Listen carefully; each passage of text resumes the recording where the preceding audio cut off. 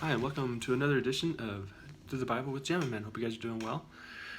This morning we're going to be reading through Genesis chapter 21, talking about the birth and near sacrifice of Isaac. And if you recall, Isaac is the firstborn of Abraham and Sarah. And by the way, Sarah's name also was changed back in chapter 15, if you recall, as the same time as Abraham. And the cross-reference is Genesis chapter 15, verse 15. Remember, it talked about Abram and Sarai, and then God changed Abram's name to Abraham, and he did the same with Sarai. And I just want to recap that real quick with you guys. Maybe it wasn't chapter 17. I'm sorry, chapter 17, verse 15. Then God said to Abraham, "As for Sarai, your wife, you shall not call her name Sarai, but Sarah shall be her name, and I will bless her and also give you a son by her. Then I will bless her, and she shall be a mother of nations. Kings of peoples shall be from her." So there it is, chapter 17, verse 15. God changes Sarai's name to Sarah at the same time as he changed Abram's name to Abraham. So when you hear Sarah, it's Abraham's wife, Sarai, whose name has been changed to Sarah. I'm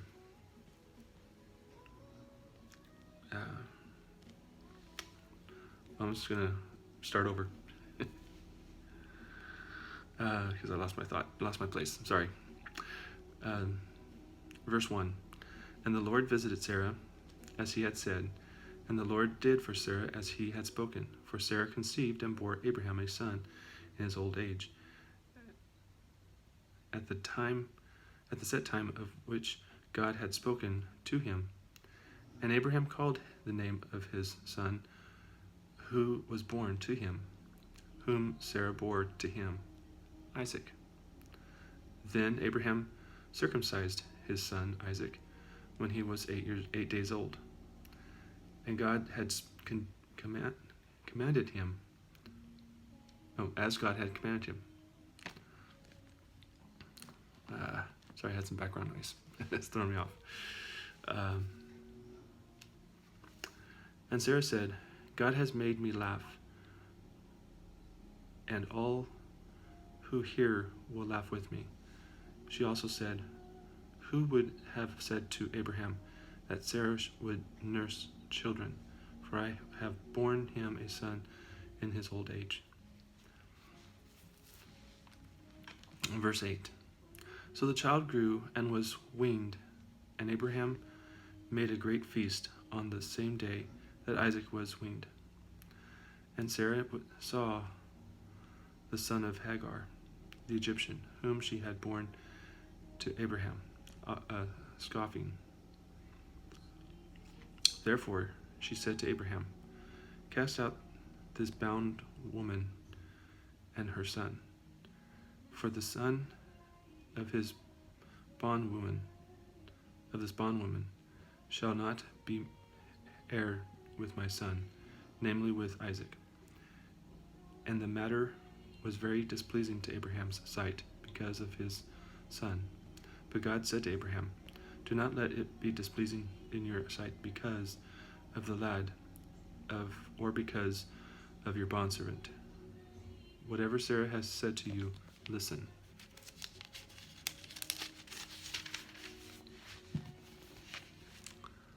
Listen to her voice, for in Isaac your seed shall be called.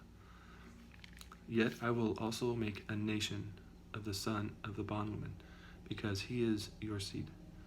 So Abraham rose early in the morning and took bread and a skin of water, and putting it on her shoulder, he gave it and the boy to Hagar, and sent her away.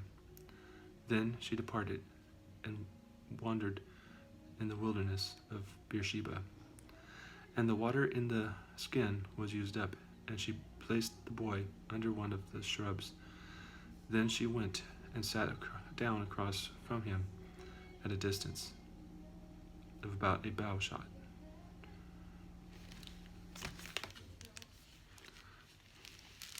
And bow shot, not bow. Bow shot, like bow and arrow.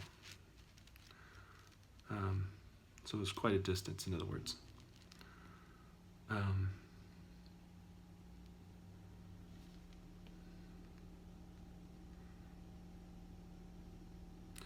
For she said to herself, "Let me not see the death of the boy." So she sat opposite him, and lifted her voice and wept. And God heard the voice of the lad. Then the angel of God called to Hagar out of heaven, and said to her, "What ails you, Hagar? Fear not, for God has heard the voice of the lad where he is. Arise, lift up the lad, and hold him with your hand, for I will make him a great nation." Then God opened her eyes, and she saw a well of water.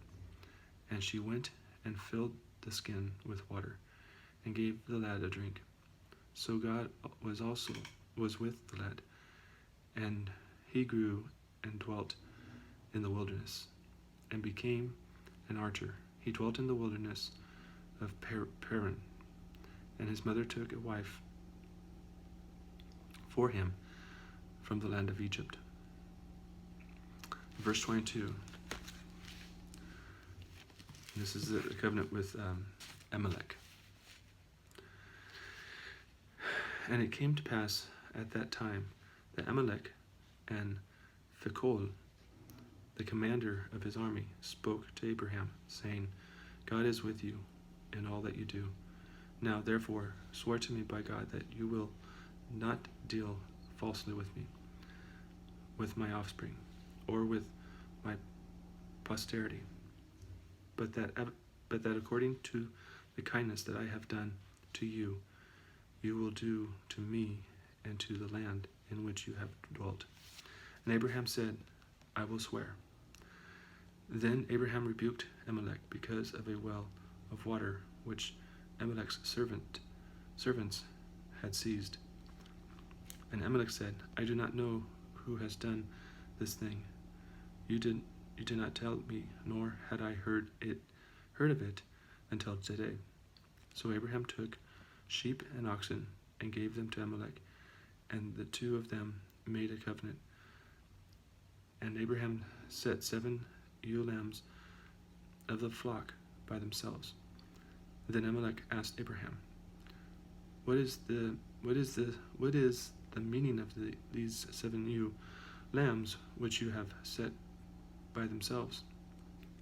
And he said, "You will take these 7 ewe lambs from my hand, that they may be my witness that I have dug this well." Therefore he called that place Beersheba, because of 2 of them swore an oath there. Thus they made a covenant at Beersheba. So Abimelech rose with Phicol, the commander of his army, and they returned to the land of the Philistines. Then Abraham planted a tamarisk tree in Beersheba, and there called on the name of the Lord, the everlasting God. And Abraham stayed in the land of the Philistines many days.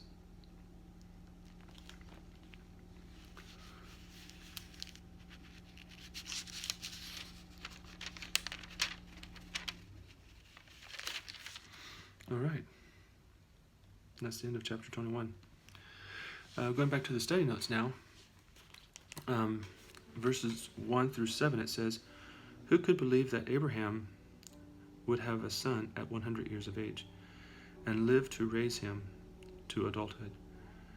But doing the impossible is everyday business for God. Our big problems won't seem so impossible if we let God handle them."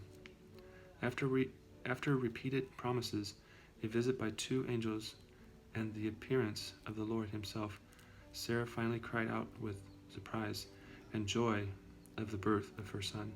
Because of her doubt, worry, and fear, she had forfeited the peace she could have felt in God's wonderful promise to her.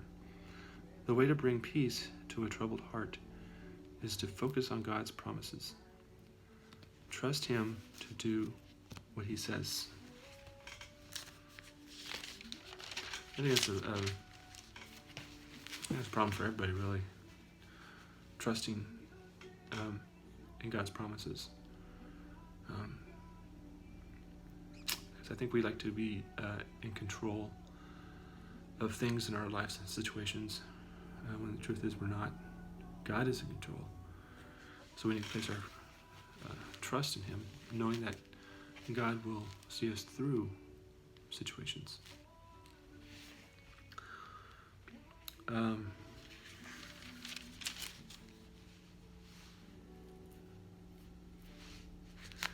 And then verse 18, what happened to Ishmael, and who is his descendants? That is a good question. Ishmael became ruler of a large tribe or nation. The Ishmaelites were nomads living in the wilderness of Sinai and Paran, south of Israel. One of Ishmael's daughters married Esau, Ishmael's nephew. That's in chapter 28, verse 9 for the cross-reference. The Bible pictures the Ishmaelites as hostile to Israel and to God. And the cross-reference there is Psalms 83, verses 5 and 6. And verse 31, finally, it says, Beersheba, the southernmost city of Israel, lay on the edge of the vast wilderness that stretched as far as Egypt to the southwest of Mount Sinai to the south. The phrase from Dan to Beersheba was often used to describe the traditional boundaries of the promised land. And then 2 Samuel chapter 17, verse 11 is the reference for that information. Beersheba's southern location and the presence of several wells in the area may explain why Abraham settled there. Beersheba was also the home of Isaac, Abraham's son. So that ends today's Bible lesson. Tomorrow we'll be reading Genesis chapter 22, where it talks about the responsibilities for property.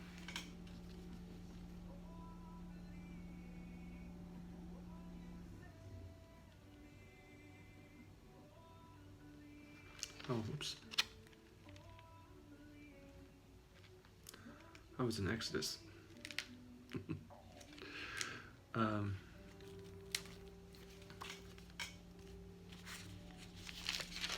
There we go.